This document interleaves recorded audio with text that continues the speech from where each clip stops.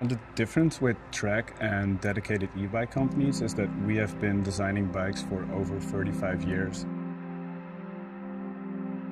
We didn't just take a frame and put on a motor and a battery. We looked at who the rider is, what they need from a bike, and created a completely dedicated solution.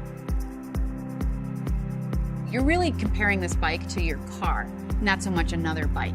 And so if we could make every detail, make your commute a stress-free way to get from home to work, we made sure that it was on this bike. You don't want it to take you twice as long, so it needs to be fast and it needs to be fun. It needs to look beautiful, and you need to be able to carry the stuff to your job that you would normally do with a car.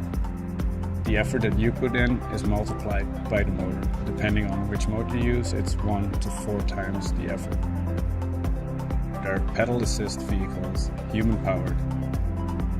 You definitely still get exercise out of riding an e-bike. Because there's different power levels, you can decide how hard you want to ride on a given day. We use the Bosch performance line. It's a mid-drive motor that provides a great weight distribution. It has a low center of gravity, which makes it corner better.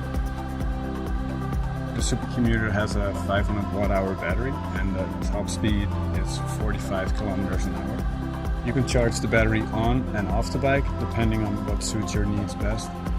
Just like a car, there's daytime running lights on the Super Commuter, and you don't even have to think about it because it's running off of the battery. For a commuting bike, you want it to be fast and confidence-inspiring at speeds, but you also want it to be agile and nimble for city use.